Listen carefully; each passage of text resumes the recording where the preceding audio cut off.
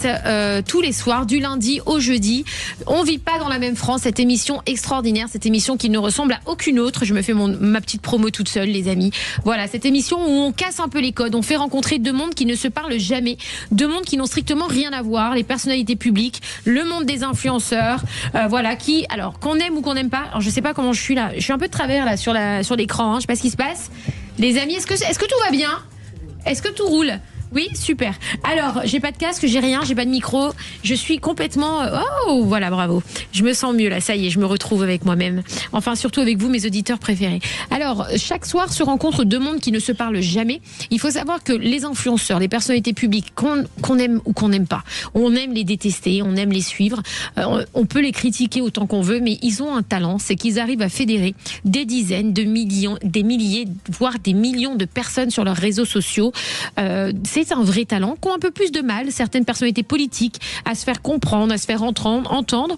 Donc on s'est dit finalement, pourquoi pas les réunir chaque soir pour parler d'un sujet de société, pour que les influenceurs représentent un petit peu leur communauté et puissent passer un message à travers leur voix aux gens qui les suivent et qui nous regardent ce soir, et peut-être amener plus de gens à la politique, la vulgariser, la rendre plus accessible.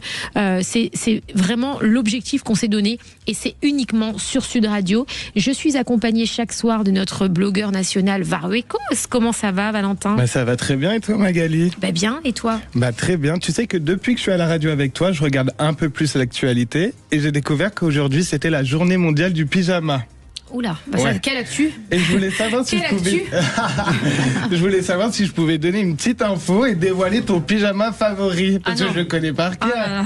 Alors, faut savoir que Magali, c'est une star jusqu'au bout des pieds. Alors déjà, sur ses pantoufles blanches, il y a marqué Magali Berda gravé dessus, et en plus, elle a tout le temps son bas fluo rose. C'est vrai. Tout le temps. Ouais, c'est vrai. C'est ton pyjama favori. Je l'adore. Voilà. Ouais, j'adore. Et rappelons aussi que le 2 avril prochain, c'est la journée mondiale de la sensibilisation de l'autisme. Tout à fait. Voilà, il faut le rappeler. Exactement. Merci, mon Valentin. J'en apprends beaucoup avec toi. Et comme d'habitude, chaque soir, je regarde tous les commentaires et je donnerai les meilleures questions à nos invités. Et il faut réagir sur le live Magali Berda ou sur Sud Radio sur YouTube. Exactement. Notre chaîne chère YouTube. Alors, nous sommes une des plus grandes chaînes YouTube radio de France, avec 1 200 000 abonnés, ce qui n'est pas rien, les amis. Ça a augmenté de 200 000. C'est pas sûr. Mais écoute, c'est 1 million. C'est grâce à toi, quand connaissance. Et donc on est en live tous les jours sur Instagram, tous les jours sur YouTube, et bien sûr en direct sur vos ondes, les amis, et à travers vos écrans. On est ravis d'être avec vous. Ce soir, on parle d'un thème dramatique, la disparition de Madoua, alors cette petite fille, ce petit garçon, pardon, excusez-moi, autiste. Je suis très chamboulée de cette émission, parce que c'est une émission qui est très prenante, et ça me tenait vraiment à cœur de mettre en avant cette histoire. Et on arrive à poser une question: est-ce que l'État protège-t-il vraiment les enfants autistes et handicapés? C'est la question qu'on se pose ce soir. Alors, pour parler de ce sujet, qui d'autre que Candice Attias, ambassadrice handicap et autisme en France, qui va débattre avec Cédric Vial, qui est sénateur de la Savoie, et en plateau avec nous, et qui nous fait cet honneur également, c'est Joëlle Nakache, la coordinatrice éducative Le Voyage de Jade, et c'est vous qui gérez le compte Instagram qui s'appelle Le Voyage de Jade. Le Voyage de Jade, exactement. C'est votre fille qui est autiste. Voilà. Et, Candice, tu as ton frère aussi qui est autiste, GG national, star nationale. Alors, je vais commencer par présenter donc nos invités.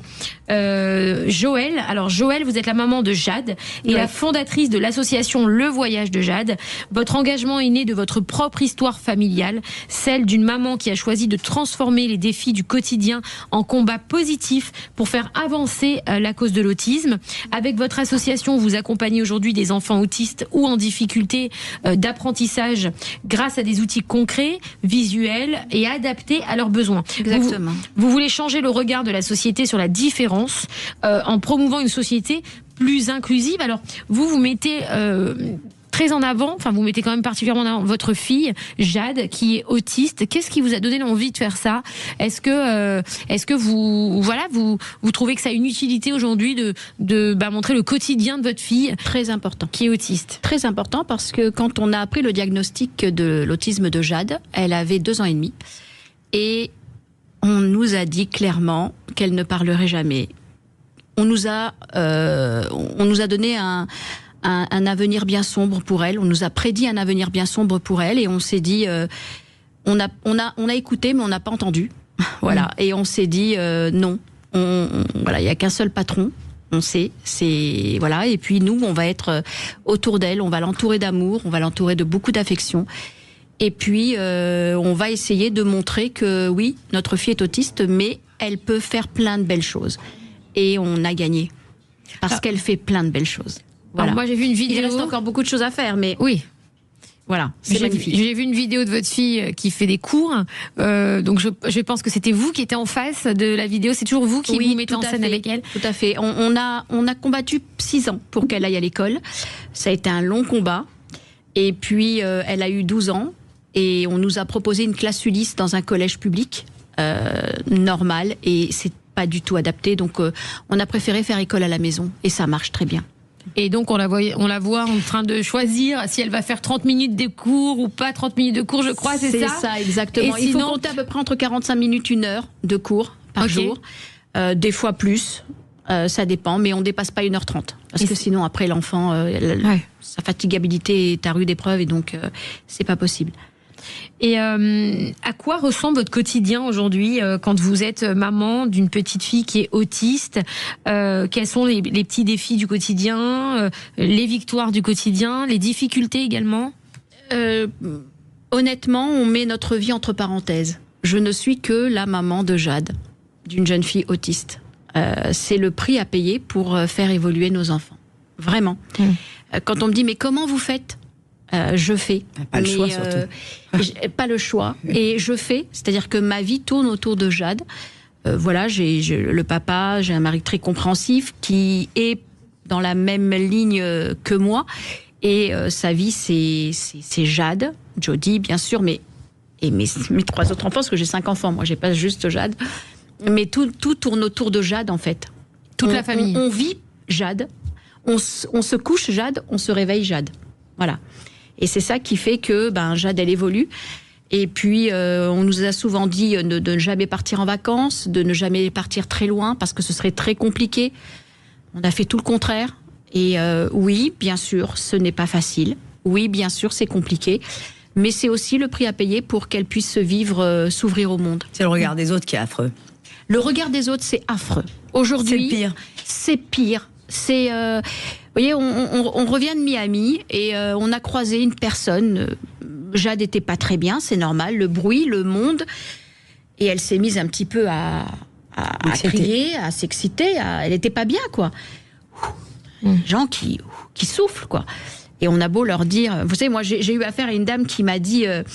je prenais l'avion pour Malaga et puis la petite, elle avait 4 ans, elle s'énervait, elle n'était pas bien... Je lui dis, excusez-moi, je m'excuse. Hein, je lui dis, je suis désolée, elle est autiste. Et ça va vous excuser qu'un enfant est autiste. Ça va lui passer, je vous prie de m'excuser.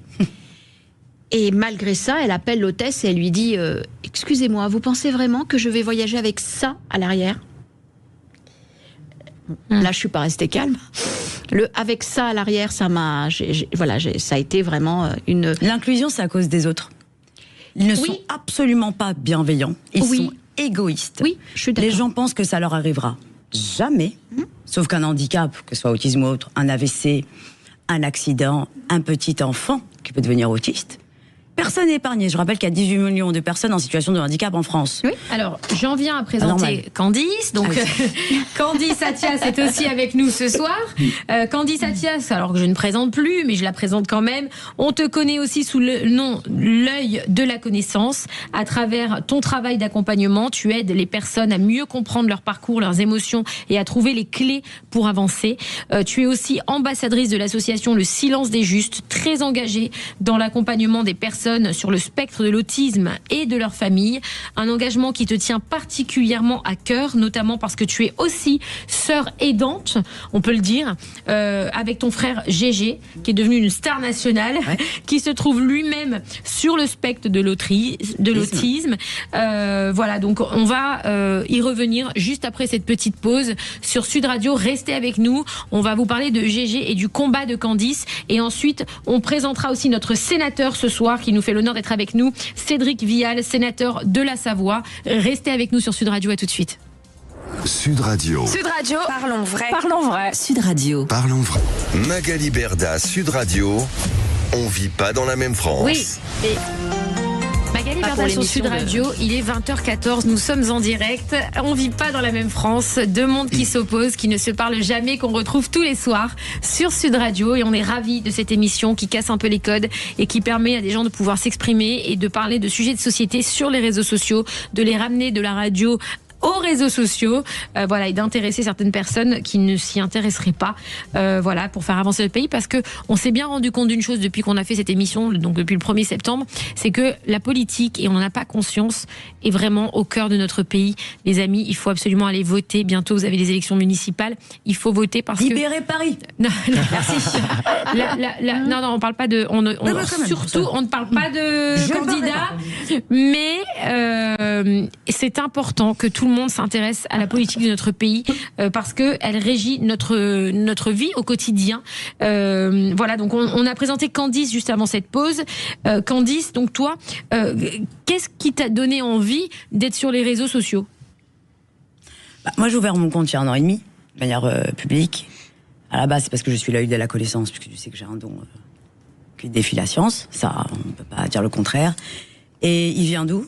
De l'autisme. Du canal autistique de mon frère Gégé, qui ne parle pas. Alors pour toi, je dis bien pour toi, l'autisme est un... Non. C'est avéré. Les médecins ne peuvent pas dire le contraire. L'autisme est une sorte de canal, c'est ça? Tout à fait. Et donc c'est pas une maladie, c'est un spectre. Voilà, donc toi tu considères que l'autisme n'est pas une maladie, mais c'est un spectre? Non, c'est un spectre, ils le disent les médecins. C'est un spectre. C'est pas une maladie. C'est pas une maladie. C'est pas une maladie. Et donc, est-ce que c'est difficile aujourd'hui, justement, comme c'est pas reconnu comme une maladie, est-ce que c'est plus difficile le traitement des enfants ou des personnes autistes en France? Oui. Oui, parce que quand on dit c'est un handicap, c'est pas une maladie, oui, c'est vrai. Mais l'autisme engendre beaucoup de maladies. Quand vous avez, moi j'ai ma fille qui a constamment des problèmes de constipation, il y a beaucoup d'enfants qui ont des crises d'épilepsie, beaucoup d'enfants autistes. C'est une maladie. Donc certes c'est un handicap, mais ça enclenche pas mal de maladies derrière. Et donc c'est pas évident parce qu'on passe à côté de beaucoup de pathologies si les parents ne sont pas derrière, ne sont pas impliqués. Nous, on est passé à côté d'une occlusion intestinale en nous disant j'arrive aux urgences et on me dit mais écoutez, vous êtes dans le déni, votre fille elle fait une crise autistique. Non. Ils sont pas formés, le problème est là. Voilà. Le gouvernement ne forme pas. On va venir au débat. Bon. Juste. Mais tu voulais savoir pourquoi je suis venue sur les réseaux sociaux pour l'autisme. Pourquoi parce que j'étais quand même assez connue en tant œil de la connaissance. Déjà, ça vient de Jérémy, tu le sais. On a la plus grande association de France, qui est le Silence des Justes. D'ailleurs, le film Hors Norme a été fait par Toledano Nakache avec Vincent Cassel et Reda Kateb sur la vie de l'association. Aujourd'hui, cette association répond à des besoins qu'ont les enfants autistes. Malheureusement, ils ne peuvent absolument pas pousser les murs. Pourquoi? Parce que le gouvernement ne prend absolument pas en charge ces enfants-là. Clairement, ils se battent depuis plus de 30 ans, l'association. Ils ont très peu d'aide les concernant, c'est-à-dire ils vivent de dons. J'ai voulu utiliser ma notoriété pour ceux qu'on n'entend pas. Parce que tu sais, moi j'ai vu avec l'histoire de Petit Madoua, clairement, des personnes extrêmement connues, même du gouvernement, même ceux qui me suivent, n'ont pas pris 2 secondes pour repartager un enfant autiste qui a disparu. C'est-à-dire clairement, on vit dans une société d'égoïstes. Et l'autisme pour eux, ça leur parle pas. C'est-à-dire que c'est quelque chose qui est ni un électorat, ni intéressant. Ils savent pas quoi en faire. La preuve en est, ce sont des associations qui doivent s'en occuper. Il n'y a pas de structure, que ce soit dans les écoles, ils sont déscolarisés étant donné que les professeurs ne sont pas formés à l'autisme, donc on subit un harcèlement scolaire. Tu arrives à l'hôpital, les enfants autistes, les médecins ne sont pas formés à examiner des autistes, les infirmiers non plus. C'est-à-dire que tu es obligé de faire une analyse générale pour leur enlever une dent. Pour une migraine, l'enfant doit rester des mois sans traitement. T'as Rhapsody, qui s'occupe pour les autistes, mais il y a un seul en France. C'est-à-dire qu'imagine, il doit attendre plusieurs mois pour se faire soigner. Rhapsody ? C'est pour les dents, des dentistes spécialisés pour pouvoir s'occuper des autistes. D'accord. Pourquoi ? Parce que chaque autiste est différent. Donc si tu veux, c'est une double peine pour eux. Ils arrivent en pleine nuit, il y a un problème aux urgences, ils rentrent chez eux. Aujourd'hui, l'État n'a pas fait en sorte que les personnes en situation de handicap ou d'autisme aient un statut, puisqu'ils ont un statut vulnérable, un statut d'urgence. C'est-à-dire un enfant autiste ne peut pas attendre 4 heures aux urgences. C'est impossible. Admettons qu'ils les font passer, ce qui n'est pas possible aussi, ils ne peuvent même pas les soigner, parce que les médecins ne sont pas formés pour le faire. Donc imagine-toi qu'il y a des milliers d'enfants autistes en France aujourd'hui, qui sont perdus, je parle même pas des parents qui divorcent, qui peuvent plus travailler puisque personne peut garder leur gosse, mais ce n'est pas le problème des autres. Pourquoi ? Parce qu'ils l'ont pas chez eux. C'est pour ça que ma mère l'a gardé des années et des années à la maison, Gégé, et que c'est elle qui a fait en sorte qu'il évolue. Sinon, le gosse terminé en hôpital psychiatrique, tout simplement. Magali, tu m'écoutes ? Je t'écoute totalement. Alors, T'inquiète pas. Je parle à Marie en même temps. alors moi, ce que je voulais faire déjà, c'est remercier Magali Berda, parce que je ne le fais pas assez, et je te le dis clairement. Arrête. Non, je le fais. Magali, parce que les gens peuvent penser des choses sur toi. Depuis le début, tu as été là pour la plus grande manifestation pour le handicap qu'on a fait l'année dernière. Je te rappelle qu'aucun élu n'est venu à part Jérémy Redler, clairement. Ils étaient tous très occupés, ils ont reçu des messages sur leur téléphone, ils font semblant de rien, ne bougent absolument pas. Tu as toujours répondu oui, alors qu'à la base, toi, c'est pas ton univers. Tu n'as rien à gagner. Te le dire, à part te faire escanter en disant tu profites du système, alors que pas du tout.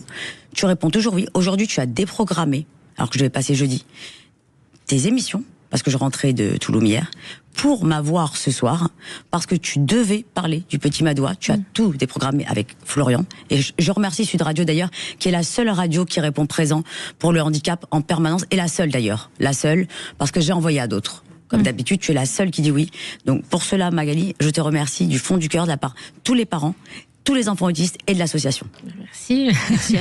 Merci à vous. C'est à vous qu'il faut remercier. Merci. Et vous faites un combat formidable. Moi, je suis maman, j'ai des enfants, donc c'est vrai que je me dis, on a de la chance d'avoir des enfants qui, en fait, alors de la chance, je peux pas dire de la chance parce que je peux pas vous dire vous avez de la malchance d'avoir une petite fille qui s'appelle Jade et qui a l'air sublime et qui est magnifique et qui est vivante et qui avec vous tu te qui rends vous compte apporte. que tu n'as pas un problème supplémentaire voilà, à gérer. C'est ça. C'est qu'en que fait, je me dis, on se rend pas suffisamment compte, peut-être, de la douleur, de la difficulté de vie de certaines personnes, et nous on se plaint constamment pour des broutilles, et donc pour moi, et puis un enfant c'est tellement précieux, je veux dire, on vit pour nos enfants, comme vous avez dit tout à l'heure, Joël, vous vivez Jade, vous dormez Jade, Candice elle dort Gégé, elle se lève Gégé, elle est avec Gégé. Non mais c'est vrai, parce que on voit Candice sur les réseaux avec sa personnalité. Mais le rôle des dents dans la fratrie, il est très très important. On se dit, moi, d'un point de vue extérieur et d'un regard extérieur,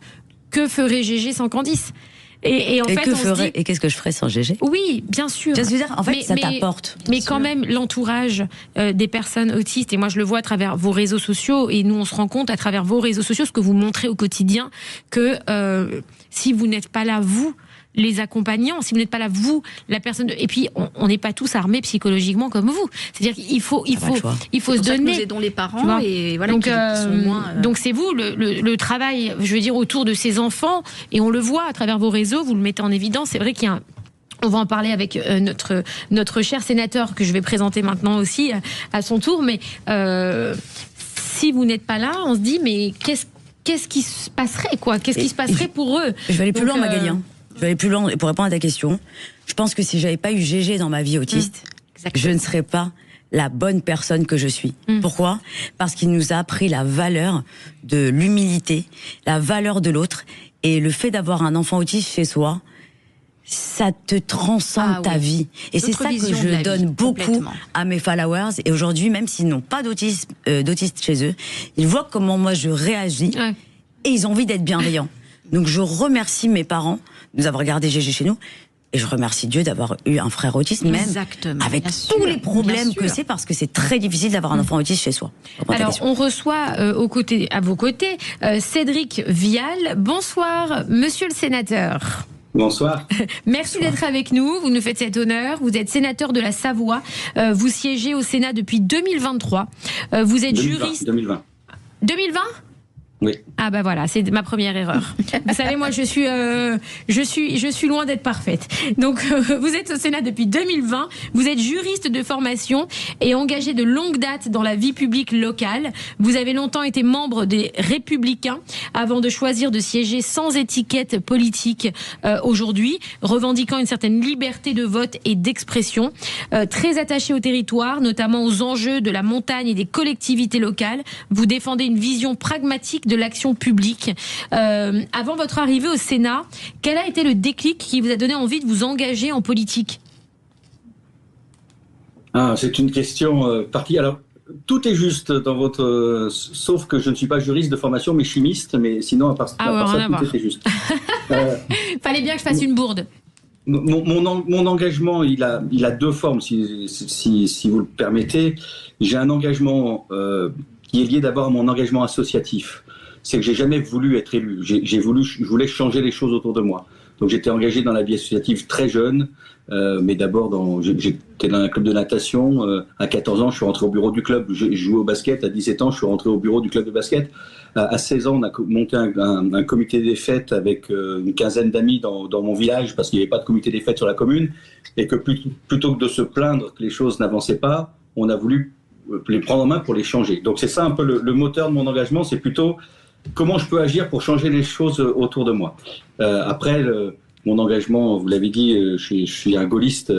J'ai à un moment donné plus ce genre de réflexion aussi au niveau national, pas pour m'engager nationalement, mais pour soutenir des idées, des convictions au niveau national. Voilà, en gros, comment je peux répondre à cette question. L'engagement, pour moi, c'est d'abord une manière de changer les choses, changer ce qui ne nous convient pas dans ce qui nous entoure. Vous avez longtemps été membre des Républicains avant de siéger aujourd'hui sans étiquette. Pourquoi ce choix d'indépendance ? J'ai quitté les Républicains en 2016, il y a une dizaine d'années maintenant. J'ai été engagé très jeune, à 17 ans, pour les mêmes raisons. Je voulais changer, je me suis engagé à l'époque, c'était le RPR, parce que il y avait deux valeurs. Alors, je ne m'attendais pas à ce que vous m'interrogiez là-dessus, mais il y a deux valeurs qui me motivaient, si vous le voulez. Je me suis engagé, moi, à l'époque, derrière la campagne de Jacques Chirac, parce qu'il m'a emporté avec notamment deux principes qui étaient le principe d'égalité des chances et de méritocratie. Moi, c'est ça qui a été le déclic qui fait que j'ai pris un jour une carte dans un parti politique. C'est que pour moi, c'était l'égalité des chances, c'était de dire on doit donner les mêmes chances à tout le monde, quel que soit justement leur milieu social, leur couleur de peau, leur handicap. On doit donner les mêmes chances à tout le monde de pouvoir réussir. Et après, donc, c'est-à-dire qu'on doit compenser un certain nombre de handicaps, aider plus ceux qui ont le plus besoin au départ. Et après, le principe de méritocratie, ça veut dire qu'on ne donne pas la même chose à tout le monde à l'arrivée. On donne plus à ceux qui ont plus besoin. Et après, par contre, celui qui fournit des efforts, qui mérite plus, y arrive mieux ou y arrive différemment. Et c'est ce principe-là qui, à l'époque, m'a poussé à m'engager. En 2016, je suis parti j'ai quitté la vie des partis politiques après presque 20 ans d'engagement parce que je ne me reconnaissais plus, tout simplement, dans le fonctionnement des partis politiques, je dis du mien, mais des partis de manière générale, dans ce qu'ils incarnaient, dans leur capacité à apporter des idées nouvelles. Pour moi, un parti politique, c'est quelque chose qui doit apporter des idées nouvelles, proposer un modèle de société et qui doit proposer de nouvelles idées. Je trouvais que ça faisait à l'époque une dizaine d'années qu'il n'y avait pas eu d'idées nouvelles qui étaient sorties d'un parti politique. Et je peux vous dire qu'aujourd'hui encore, je me mets au défi de me citer 5 propositions qui viennent d'un parti politique. Et donc je pense qu'aujourd'hui, il y a une nouvelle forme d'action. J'ai voulu continuer à m'engager pour changer les choses autour de moi, mais de le faire peut-être en dehors d'un parti. Je n'ai pas changé de conviction, je suis toujours un gaulliste profondément dans mes valeurs n'ont pas changé, mais je me reconnaissais plus dans l'action politique telle qu'elle a été portée par les partis. Alors, on revient après cette petite pause sur Sud Radio. On va vous rappeler le drame du petit Madoua, ce qui vient de se passer. Et comme ça, on va pouvoir débattre ensemble et vous écouter, monsieur le sénateur, par rapport à tous ces enfants en situation de handicap par rapport à l'autisme, avec le parcours de vie de Candice Attias, le parcours de vie de Joël Nakache.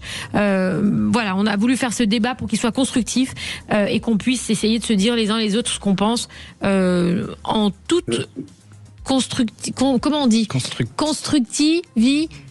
Construction. Non, ça dit constructivité ou pas? Constructif possible. Voilà, c'est super.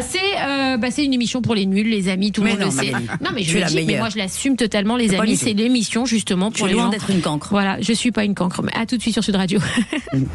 Sud Radio. Parlons vrai. Sud Radio. Parlons vrai. Parlons vrai. Parlons vrai. Sud Radio, parlons vrai. Parlons vrai. Dès votre réveil, écoutez le Grand Matin Sud Radio. Et à 8h15, c'est l'invité politique avec Jean-François Achilly. Demain matin, Marine Le Pen sera mon invitée exceptionnelle. Vous pourrez lui poser vos questions en direct et aborder tous les sujets qui vous concernent. Quelles sont les ambitions du Rassemblement national au municipal? Faut-il bloquer les prix à la pompe? Sans oublier la guerre en Iran, la France doit-elle se tenir à l'écart? Marine Le Pen nous répondra demain matin dès 8h15 sur Sud Radio. Magali Berda sur Sud Radio, il est 20h30. Nous sommes en direct pour un sujet vraiment d'actualité par rapport au drame qui s'est passé avec le petit Madoua. Est-ce que l'État protège-t-il vraiment les enfants autistes et handicapés? C'est la question qu'on se pose ce soir. On est tous ensemble. Non, mais restez, il n'y a aucun souci.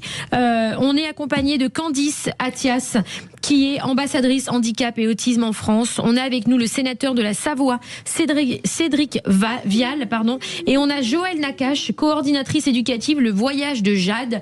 Et vous avez aussi votre compte Instagram qui s'appelle donc Le Voyage de Jade. Et on a Jade avec nous, qui est en plateau, qui est une vraie star. Voilà, c'est comme ça.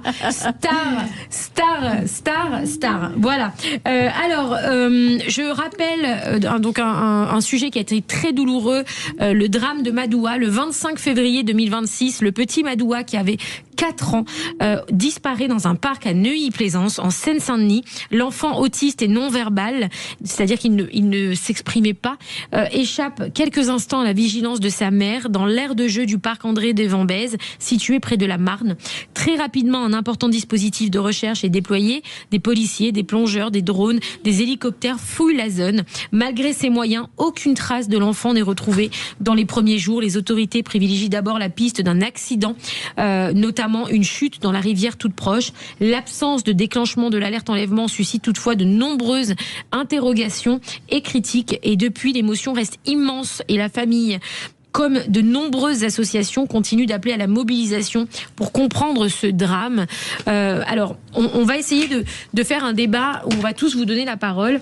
On est 3 en plateau, c'est important pour nous. Vous êtes 2 représentantes de l'autisme, entre guillemets, et notre sénateur. Voilà, on va essayer de parler tous d'une manière... Le sénateur aussi, puisqu'il est pour le handicap.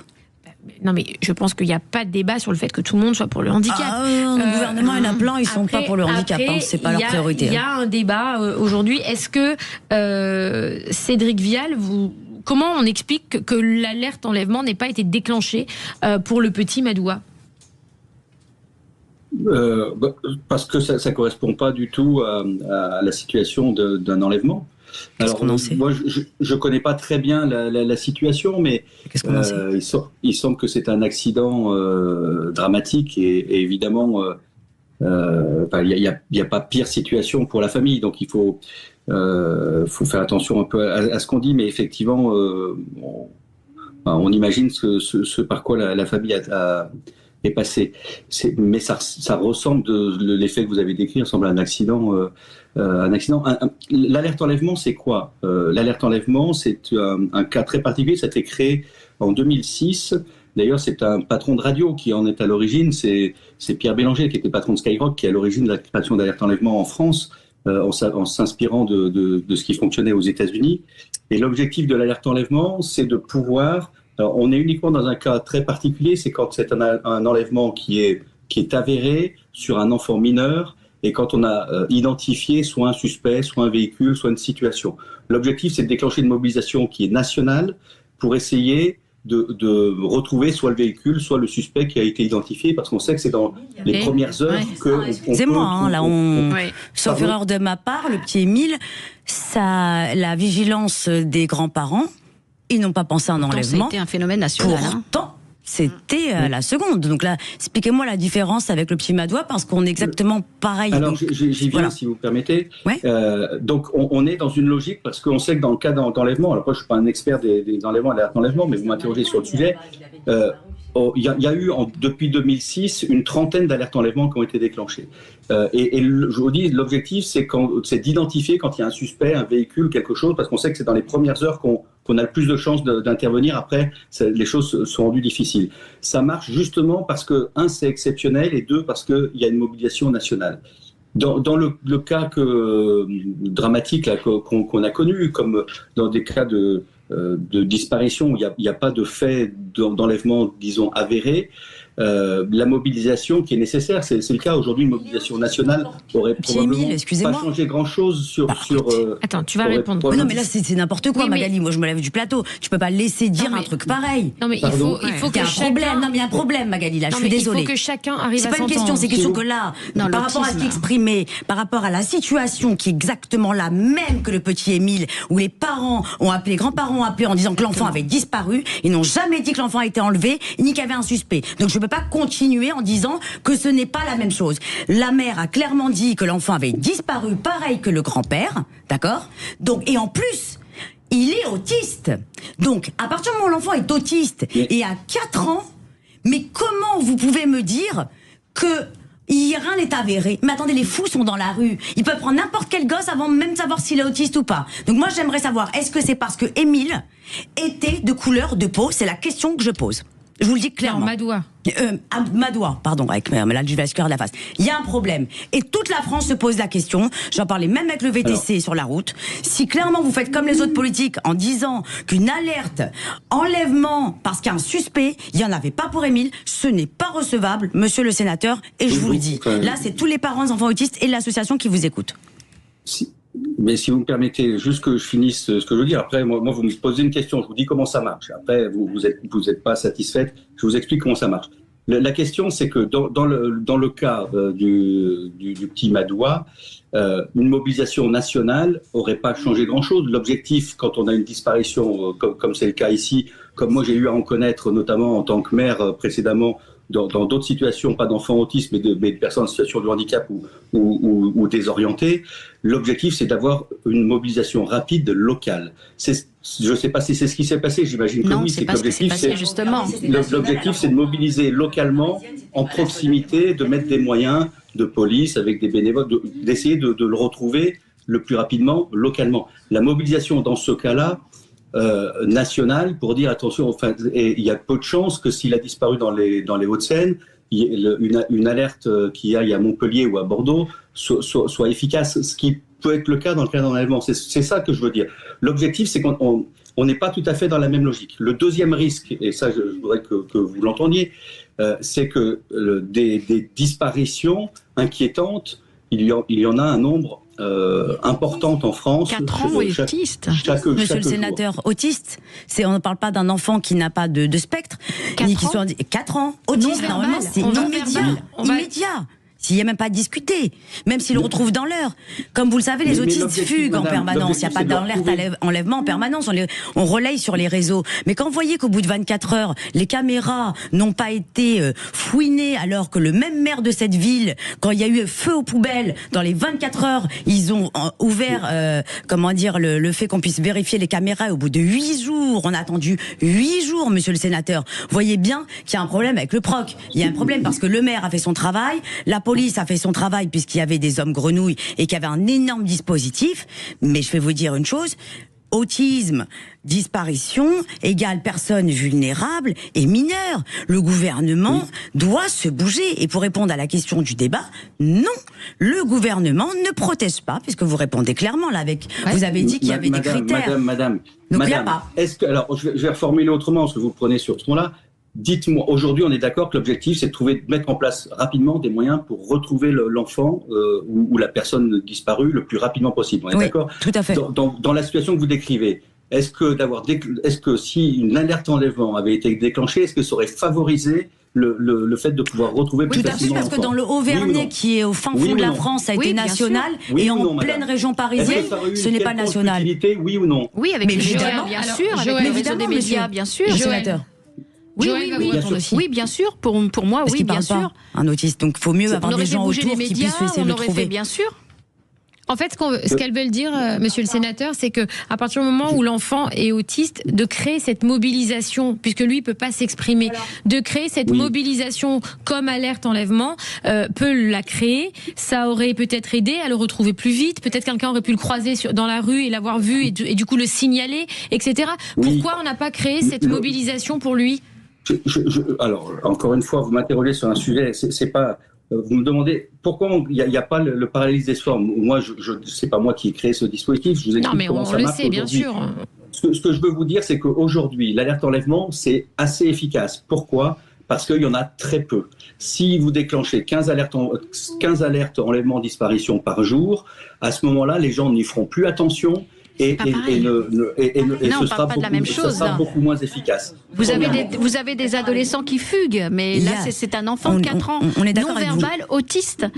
Et il y avait besoin d'une mobilisation dans l'urgence. C'est pas tous les jours. C'est difficile d'en passer. Heureusement d'ailleurs. Ce que je vous dis, c'est qu'aujourd'hui, ça fonctionne bien, l'alerte enlèvement, dans les cas où il est déclenché, parce qu'on a ce phénomène qui fait que les gens sont attentifs quand ça arrive, parce que ça arrive rarement. Si ça arrive plusieurs fois par jour ou tous les jours, vous n'auriez pas la même mobilisation des gens, vous auriez une efficacité du dispositif qui serait forcément moins. Il y en a quand même eu grâce aux réseaux sociaux, je vous rassure.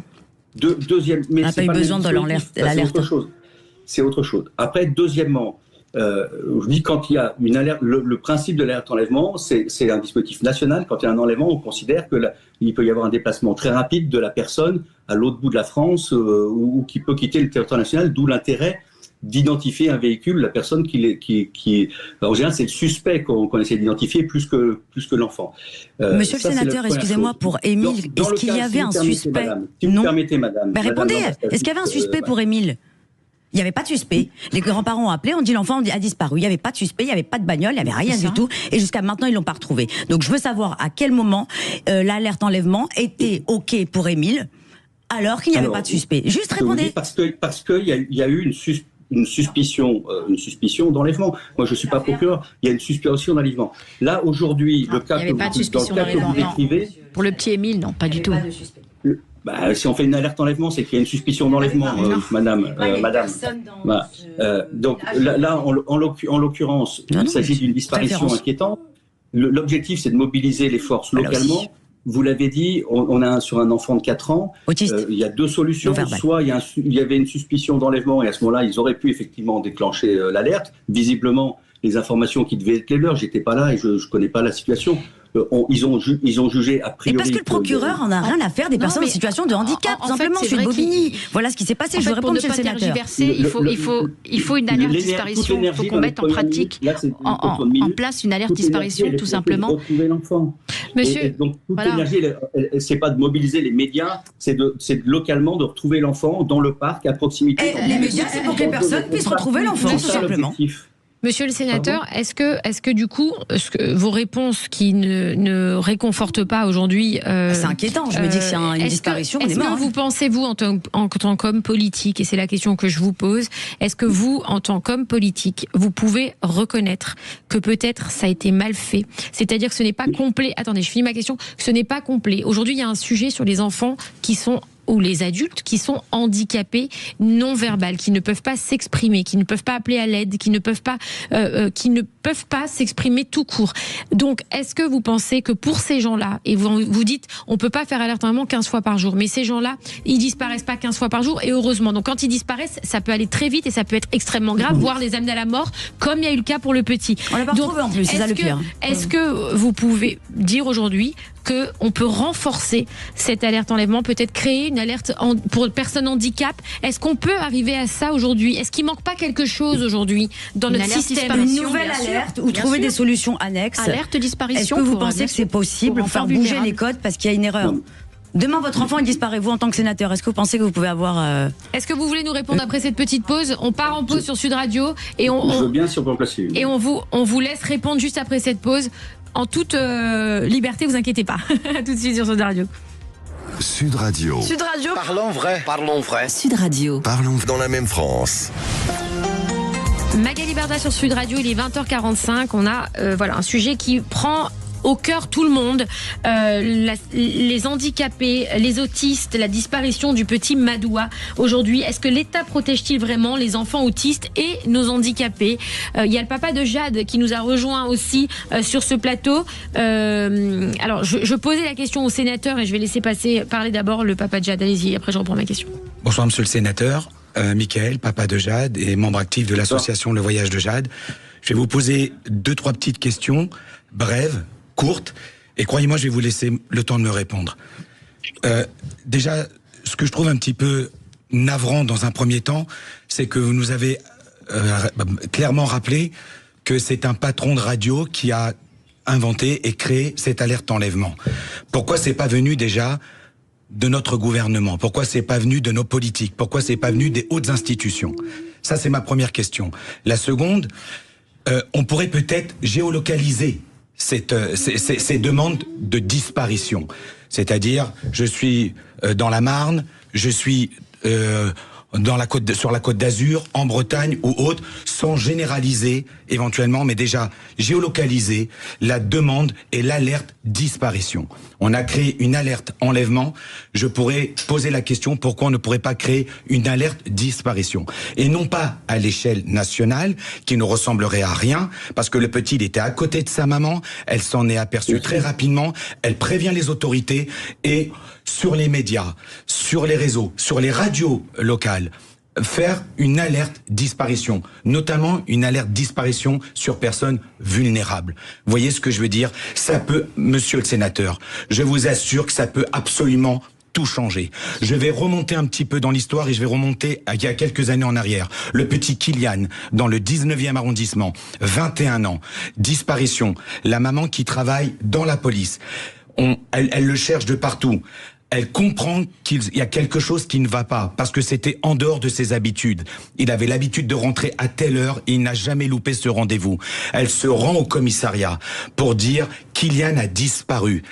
La personne qui était là à l'accueil lui dit « Quel âge il a ?» 21 ans.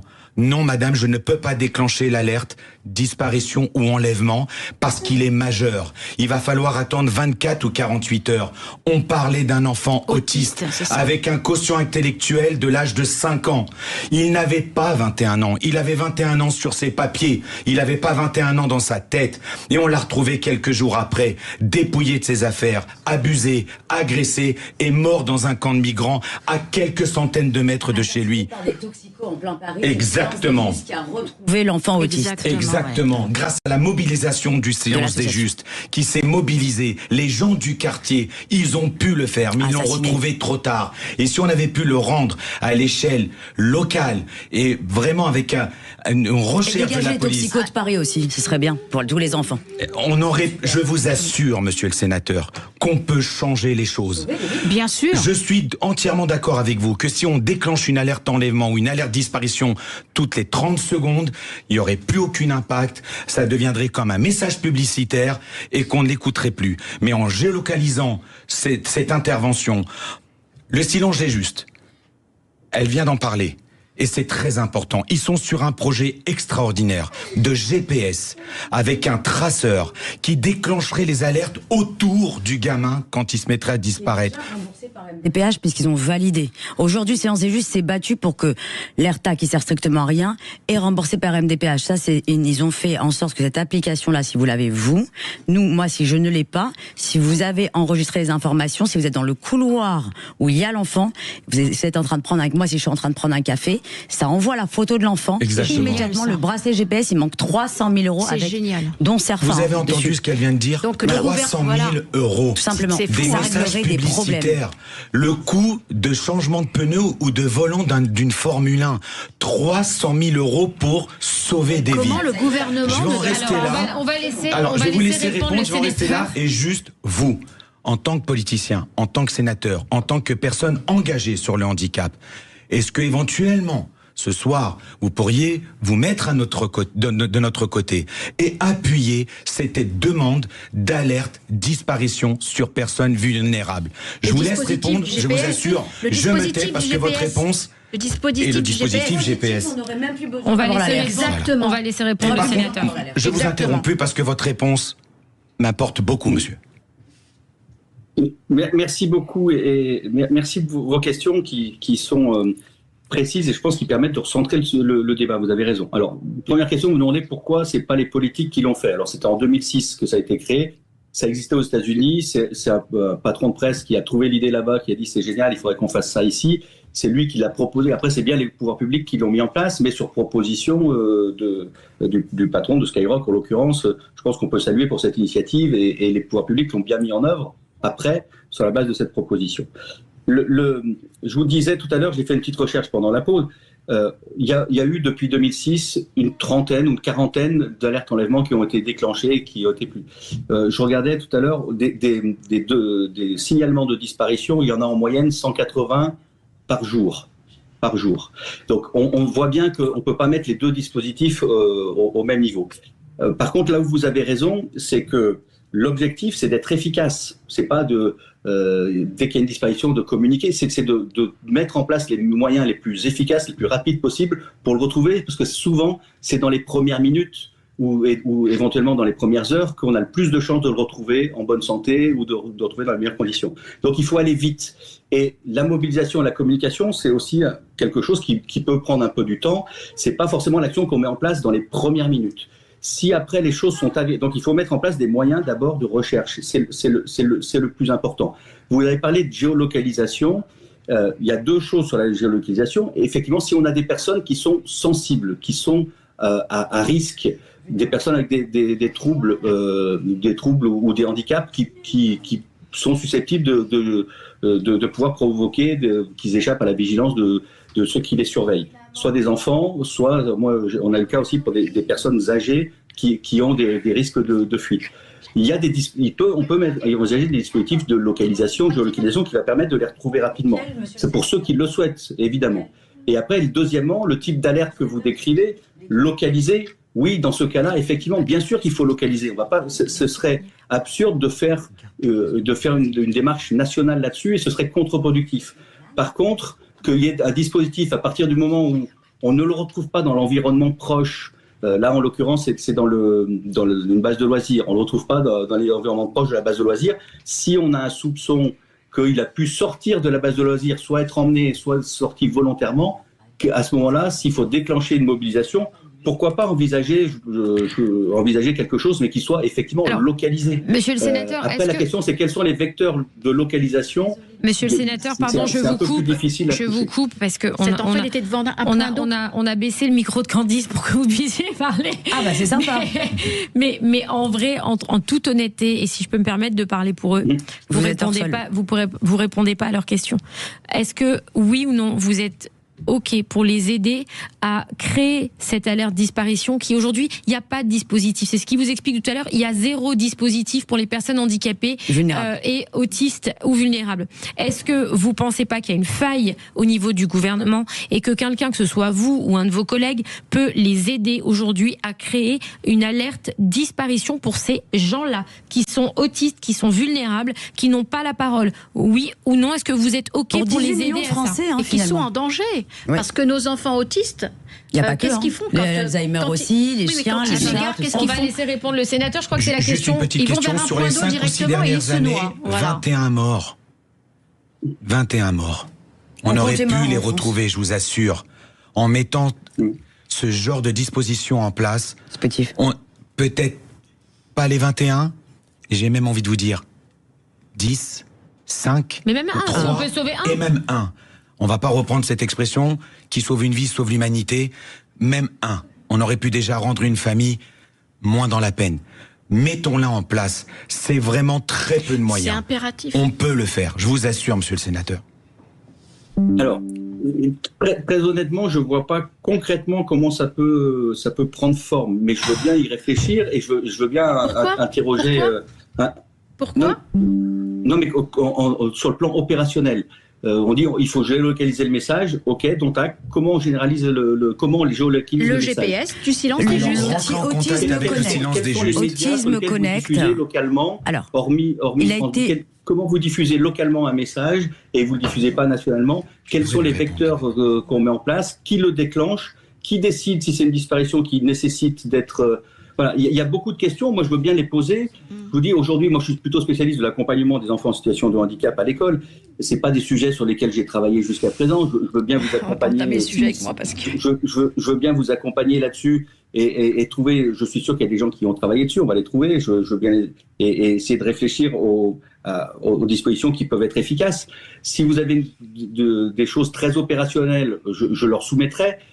Sinon, je pense que ça vaut le coup d'y réfléchir. Oui, pourquoi pas. Alors on va laisser parler Candice. Au jugement à l'emporte-pièce, c'est plus difficile que de dire il n'y a qu'à faire quelque chose de géolocalisé et ça marche pas aussi facilement que ça.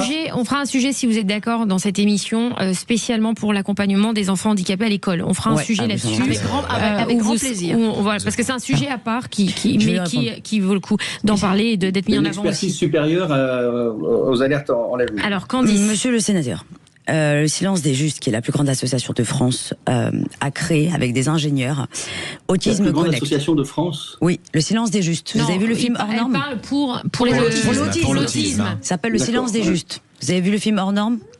Non. Vous devrez. C'est fou parce que nos politiques ne regardent rien de la société. Bon, alors, ce qui est important de savoir, c'est que Autisme Connect, ce n'est pas un vulgaire AirTag. Pourquoi ? Parce qu'un enfant autiste ou une personne Alzheimer ne peut pas garder quelque chose sur soi parce qu'ils enlèvent tout, d'accord ? Ça peut marcher même sur des animaux ou même des enfants, vous qui travaillez avec les enfants à l'école. En fait, il a été validé pour qu'il soit remboursé par la MDPH, ça c'est fait. Il manque juste 300 000 €. Je vous explique comment ça fonctionne.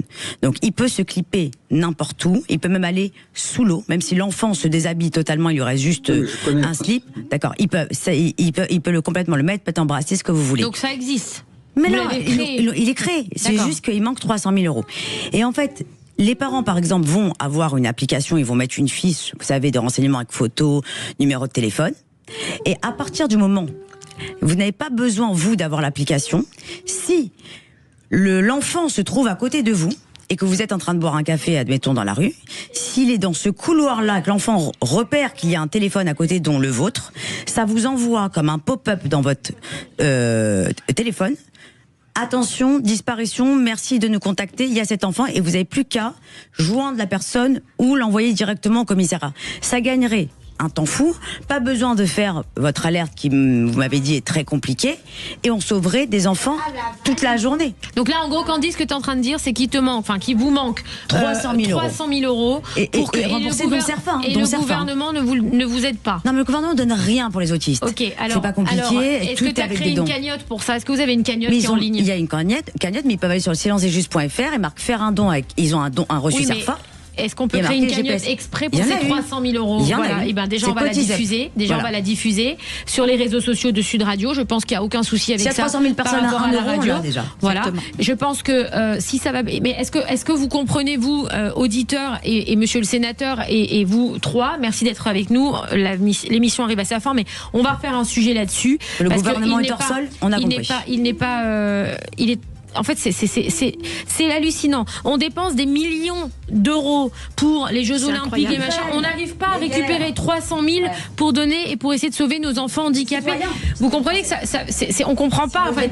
Et maintenant, on va lancer cette cagnotte. On va essayer de la mettre en visibilité et lui donner de l'accompagnement. Mais c'est quand même triste aujourd'hui que ce soit des particuliers, des parents d'enfants ou des sœurs d'autistes qui ont déjà beaucoup de choses à gérer pour pouvoir vivre, on va dire, le plus dignement possible, qui soient obligés de trouver 300 000 euros pour sauver les enfants qui peuvent aujourd'hui mourir parce qu'ils n'ont pas ce système qui existe. C'est quand même aberrant, monsieur.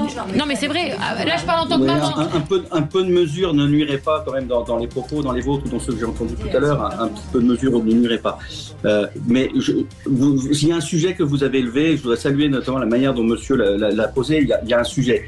Si vous souhaitez avoir des solutions qui soient raisonnables et qui soient efficaces, encore une fois, l'objectif c'est d'être efficace. C'est sûr. À soi, moi, ce que je vais essayer de trouver, de creuser le sujet et de trouver un certain nombre de personnes qui sont en capacité peut-être de faire avancer les choses et voir ce qu'on peut faire. Mais il faut merci. un peu de mesure. Oui, merci. Il vient de dire qu'il va essayer de trouver. Merci, mais c'est surtout que je veux lui dire quelque chose d'important. De la mesure. On est obligé de couper. On arrive à la fin de l'émission. On a débordé déjà de 2 minutes. On est en radio direct, Candice. Je peux absolument pas. Mais on continue. Candice, on en refait une seconde, ok? Tu comptes sur moi. Tu me fais confiance. Oui. On en refait une seconde. Restez avec nous sur Sud Radio. Merci à vous. Merci Candice. Merci Monsieur le Sénateur. Merci Joël Nakache. Merci Monsieur Nakache. Jade, on t'embrasse, notre star nationale. Voilà, on félicite. Voilà, et GG également. Merci à tous. Restez sur Sud Radio. Vous avez merci Jacques à Monsieur Pessis. le Sénateur d'être venu et d'être de s'être présenté parce que tout le monde ne le fait pas. Et vous êtes entre guillemets plus ou moins engagé à essayer de creuser la chose et on compte sur vous. Les autistes vulnérables soient considérés comme des enfants. Restez avec nous tout de suite sur Sud Radio. Vous retrouvez Jacques Pessis immédiatement et son invité de qualité. On l'aime, Jacques Pessis. À tout de suite sur Sud Radio. Magali Berda, Sud Radio, 20h, 21h. On vit pas dans la même France.